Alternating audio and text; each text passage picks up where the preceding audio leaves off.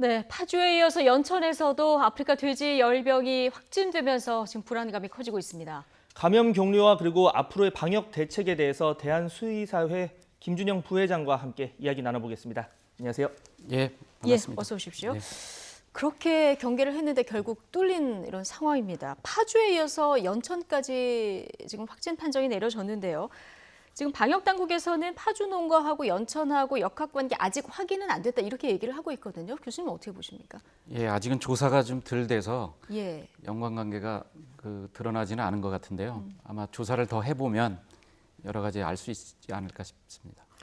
자, 지금 보면 잠복기가 한 4일에서 10일 정도다 이렇게 하는데 가장 관심인 게 더 다른 농가에도 혹시 지금 잠복기가 있는 돼지, 감염된 돼지가 있는 게 아닐까 이런 부분이 사실 가장 의문스럽고 궁금한 부분인데 가능성 어느 정도라고 보십니까? 예, 잠복기가 물론 4일서부터 21일까지 저희가 논문이나 이런 데서 나와 있기 네. 때문에 네네. 최대는 21일 정도 봐야 될 것 같고요. 보편적으로는 2주 정도 보시면 될 것 같습니다. 예. 이미 그러면 좀 확산이 돼 있을 가능성도 배제할 수는 없는 겁니까? 네네네. 그래서 임상승에 나왔다 그러면 이미 대략적으로 10일에서 보름 정도 이미 경과가 됐다 이렇게 또 봐야 되기 때문에 다른 농장도 전파됐을 가능성이 네. 저는 좀 많이 있을 거로 봅니다. 이게 해외 사례 같은 경우를 보면 이렇게 한 농장에서 발견이 됐을 때 이번에도 역학관계에 중점을 둔 게 여기서 퍼졌으면 이쪽만 막으면 되는데 이미 퍼져버렸다면 지금 굉장히 방역이 어려운 상황이 되는 건데 해외 사례는 좀 어떻습니까? 이런 경우에 한 곳만 발생하나요? 아니면 동시다발적으로 발생을 하는지? 예, 중국이나 이제 베트남의 경우는 동시다발적으로 이제 발생을 했고 예. 거기는 살처분도 좀 잘 예. 진행이 안 됐고 네. 그다음에 농장에서 이제 최초 보고나 이런 것도 늦었고 그다음에 뭐 시장에서도 그 돼지고기들이 많이 네. 팔리고 뭐 이런 것까지 있었기 때문에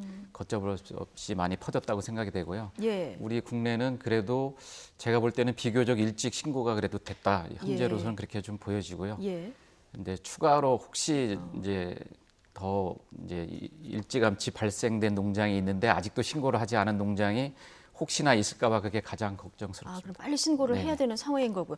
중국이 사실 초동 대처가 안 돼서 지금 1년째 이 문제로 골머리를 앓고 있는 거 아니겠습니까? 그렇습니다. 네. 말씀하신 대로 지금부터는 이제 방역이나 이 대처가 굉장히 중요한 상황인데요. 어떤 것들을 좀 신경 써야 될까요? 우선 개별 농장 차원에서는 이제 주변 농장 소독하고 예. 축사 단계별로 소독 이제 강화하고 이런 것들은 지금 이미 하고 계시니까 예. 뭐 계속적으로 하시면 될 것 같고 지금 이제 정부 차원에서 방역대를 이제 만든 것이 지금 이제 아마 오늘 확대가 되는 걸로 생각이 되는데요. 예. 적어도 이제 포천 지역까지 연천, 파주, 포천, 그다음에 강원도 이제 철원까지 해서 여기서 나오는 돼지들이 도축장이나 이런 데로는 당분간은 좀 출하되지 않도록 네. 이렇게 하는 조치가 지금 필요하고요. 예. 오전 중에 아마 그렇게 한 걸로 제가 예. 듣긴 들었습니다. 이게 접촉성 그 감염이잖아요. 그럼 여기 그 돼지를 운반했던 뭐 기사분들도 계실 거고요. 관련해서 접촉했던 분들의 이동도 좀 제한이 됩니까? 그렇죠. 지금 이제 도축장은 지금 다 스탠드 스틸이라고 해서 예. 24시간, 그러니까 48시간이죠. 내일 오전까지는 이미 이제 스탠드 스틸이 내려져 있는 상태고 예.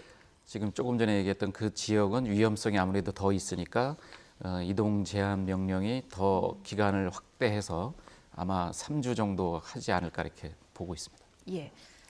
지금 보면 연천 농장 같은 경우에 한 2, 3일 전부터 이제 어미돼지가 식욕부진 등의 증상을 겪었다고 하는데 가장 지금 돼지 농장주들이 궁금한 게 우리 돼지가 감염이 돼 있는지 아닌지를 알 수 있는 예후 증상이 좀 있으면 소개를 해주시면 좀 판단을 하고 빠른 신고를 하는데 도움이 많이 될 것 네네네. 같거든요. 아프리카 돼지열병은 이제 말 그대로 열병이기 때문에 고온이 이제 고열이 난다는 게 이제 주 열이요? 특징이 예. 되겠고요. 열이 나면 아무래도 이제 사료를 이제 먹기가 어려워지니까 그게 이제 식욕 부진이 되겠고요. 그다음에 이제 실제적인 임상 증상은 설사를 처음에는 이제 나타나게 되고 네. 예. 나중에 이제 출혈성 설사, 그다음에 전체적인 장기에서 이제 충출혈이라 그래갖고 이제 혈관이 터지게 됩니다. 예. 그렇게 되면 이제 바깥에서 이제 임상 증상을 알 수가 있게 되고 네. 그 정도 수준에서는 이제 수의사가 부검을 하거나 이렇게 했을 경우에는 수의사의 확진을 할 수가 있습니다. 열이 나고 잘 안 먹고 설사가 네네. 나거나 출혈이 있거나 이러면 좀 예. 의심을 해봐야 되는데 네네네. 저희가 돼지 하면은 사실 구제역은 많이 알고 많이 들었고 방역도 많이 해봤는데 아프리카 돼지 열병이 뚫린 건 이번이 처음이잖아요. 네네네. 어느 정도 차이가 있는 겁니까? 이게 훨씬 강력하다고 하는데. 물론 이제 폐사율은 아프리카 돼지열병이 매우 높고요. 예. 이제 구제역은 주로 이제 수포가 생기는 거죠. 발굽하고 이제 입술이나 그런 주변에. 그래서 증상도 다르군요. 예, 증상이 예. 완전히 틀립니다. 네. 그래서 아프리카 돼지열병은 국내에 이제 처음 왔기 때문에 상대적으로 강력하게 영향을 미쳐서 예. 80%에서 100% 정도 폐사가 있을 거로 지금 저희가 추정하고 있고 이미 모돈이 파주에서는 5마리가 죽은 거로 봐서는 굉장히 역시 폐사율이 높을 거다 이렇게 추정은 하고 있습니다. 고병원성 이럴 가능성이 큰 거군요. 예, 폐사율이 높다고 일단 예. 보시면 되겠습니다. 자, 방금 구제역 이야기를 했는데 이 구제역과 달리 이 아프리카 돼지열병은 또 백신이 없고 치료제가 없다 이런 부분이 굉장히 지금 뭐 방역 이외에 또 어려움을 겪고 있는 부분 중에 하나인데 이유가 어떤 부분이고 앞으로 뭐 조만간 개발이 될 수 있을까요? 예. 이게 아프리카 돼지열병 바이러스 중에서는 굉장히 이게 크기가 큰 바이러스입니다. 그래서 바이러스 크기 상대적으로 자체가. 예. 그래서 백신을 만들기가 좀 어려움이 있습니다. 그래서 크기가 크면 어떤 그러니까 이제 단백질이 여러 개가 붙어 있기 때문에 거기 요소에 맞게 이제 면역이 이루어져야 되는데 그게 쉽지는 않은 거죠. 그렇군요. 그래서 뭐 지금까지는 어려움이 있었는데 중국에서는 뭐 이제 임상 단계 백신 예. 실험까지 하고 있다고 제가 뭐 전해 들었고요. 예. 조만간 아마 상용화되지 않을까 싶습니다. 그렇군요. 지금 또 하나 따져볼 것인데 감염 경로인데요. 이걸 정확히 알아야 앞으로 더 확산되는 것을 막을 수 있으니까요. 여러 가지 얘기가 나옵니다. 가능성 중에서 어떤 것이 가장 지금 상황에서는 가능성이 높다고 보십니까? 네네. 제가 볼 때는 이제 우리나라 양돈 농가의 상당수가 그 외국인 근로자를 좀 고용을 해서 예. 일들을 하고 있거든요. 그래서 외국인 고용하신 분들의 이제 교육이나 방역 그 관련된 이제 의식 수준이 아직까지는 좀 일부 미흡한 것이 좀 뭐 제가 볼 때는 많이 있다고 생각이 되기 때문에 예. 외국인 근로자의 교육을 좀 더 강화해야 된다는 생각이 지금 조금 더 들고 있고요. 예. 그다음에 지금 연천도 그렇고 파주도 그렇고 접경 지역 인근이기 때문에 뭐 북한과의 연관성도 굉장히 배제할 수 없는 좀 상황이 아닌가 이렇게 예. 생각이 되고요. 그러면 지금 파주에 이어서 연천도 확진 판결이 나지 않았습니까? 이런 걸로 봤을 때 그러면 이 접경 지역 북한에서 넘어온 멧돼지에 의해서 감염이 됐거나 이럴 가능성이 전자보다 좀 큰 겁니까? 제가 볼 때는 그 파주 하나만 놓고 봤을 때는 좀 굉장히 가능성이 그렇게 많지는 않아 보였는데 지금 예. 이제 연천에서 나온 걸로 봤을 때는 굉장히 좀 더 가능성이 높아진 거죠. 그리고 제가 이제 북한에도 많이 양돈장을 가본 경험이 있는 이제 예. 입장에서 보면 북쪽에서는 상대적으로 소독량이라는 게 거의 없기 때문에 북쪽에서 만약에 그 뭐 국제수역 사무국에 발표한 거는 지난 5월이지만 예. 이제 그 전부터도 사실 발생한 걸로 제가 알고 있고 최근에도 북한에는 양돈장에서 많이 발생한 걸로 알고 있기 때문에 그 사후 조치가 상대적으로 우리가 생각하는 것보다 미흡할 수 있었기 때문에 아마 그런 거를 통해서 가능성이 저는 좀 있지 않을까 이렇게 생각을 하고 있습니다. 예. 네, 지금 첫 원인은 그럼 북한에서 이제 뭐 넘어왔을 가능성이 있다 바이러스가. 그러면 지금은 확산을 막는 게 중요할 텐데 뭐 잔반이나 부산물을 통해서 이렇게 옮겨갈 수 있고 공기 접촉은 안 된다고 들었는데 그러면 해당 농장에 있는 사람이 예를 들어서 돼지를 만지고 다른 농장에 가서 돼지를 만지고 이런 식으로 돼도 전염이 되는 건가요? 어떻게? 전염 가능성은 있죠.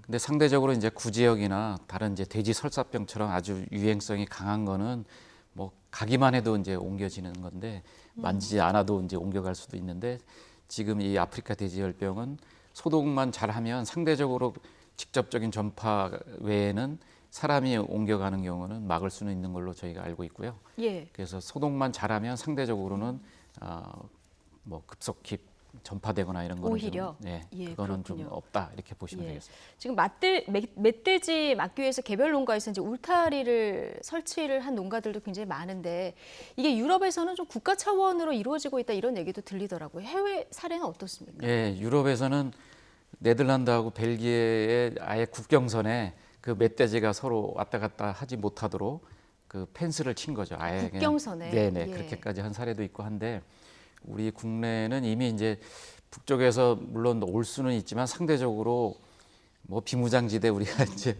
남북이 있기 때문에 예. 제가 볼 때는 북쪽의 멧돼지가 넘어오긴 산을 통해서 넘어오긴 쉽지는 않을 것 같고 예. 근데 이번에 이제 그 수해 때 이제 멧돼지가 강에 이제 임진강이나 이런 데를 통해서 넘어올 수는 있었다고 생각이 됩니다.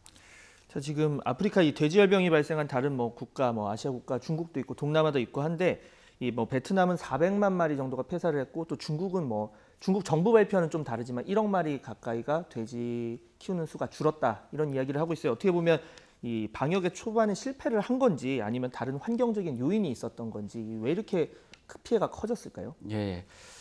그 중국하고 이제 베트남 같은 경우는 이제 우리처럼 살처분하는 매뉴얼도 좀 부족했던 것 같고요. 예. 그리고 살처분하는 방식도 제가 볼 때는 기본적인 걸 안 지키고 살처분을 한 겁니다. 네. 그러니까 살처분하면 적어도 이제 소독약 중에 하나가 생석회인데 생석회로 도포를 하고 메모를 했어야 되는데 그런 게 안 된 게 베트남과 중국이었습니다. 예. 그러다 보니까 상대적으로 그 메모란 장소에 다시 이제 제3자가 그걸 뭐 캔에서 돼지고기로 판다든지 예. 이런 것들이 가능했을 거로 저는 보고 있기 때문에 네.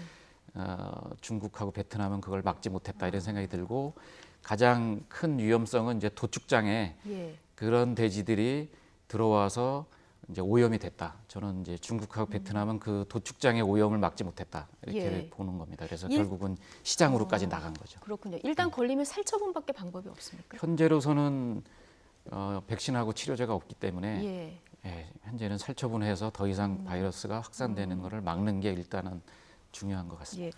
돼지 관련해서 워낙 전문가라고 하시니까 이게 아프리카에서 처음 발병을 한 거잖아요. 네네네. 100년쯤 됐다고 예, 하는데 뭐 어떻게 처음에 시작이 된 건지. 1920년대로 제가 뭐 알고 있고요. 그때 아프리카에서 처음으로 발생해서 발생 보고도 되고 이제 논문으로 이제 뭐 제출이 됐던 예. 걸로 알고 있는데 뭐 한 40년 정도까지는 주로 아프리카에서만 그러니까 1960년대까지는 아프리카에서만 발생했었는데 그 뒤로 유럽으로 이제 전파가 되고 예. 최근에 이제 작년에 중국에서 처음으로 이제 공식 발표가 이제 발생 보고가 있었고 지금 1년 이제 1개월 된 거죠. 중국에서부터 아시아 지역에 지금 8개 나라에 확산이 됐는데 네. 1년 지금 뭐 2개월 만에 우리나라까지 왔다 그러니까요. 예. 보여집니다.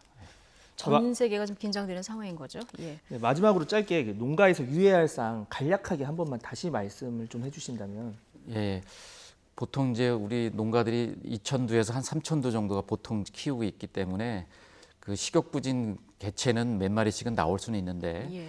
그 모돈에서 특별히 이렇게 이제 급사가 난다든지 식욕부진 개체가 숫자가 모돈에서 많다든지 하면은 농가에서 좀 그 신고를 해주시는 게 저는 필요할 것 같고요. 그다음에 뭐 나름대로 지금 이미 그 방역 조치들을 하고 있거든요. 예. 그래서 소독이나 이런 거는 당연히 계속적으로 좀 해주시고 뭐 이런 거는 필요할 거라고 생각이 됩니다. 네, 오늘 말씀 여기까지 듣겠습니다. 지금까지 김준영 대한수의사회 부회장과 이야기 나눠봤습니다. 수고하셨습니다. 예, 감사합니다.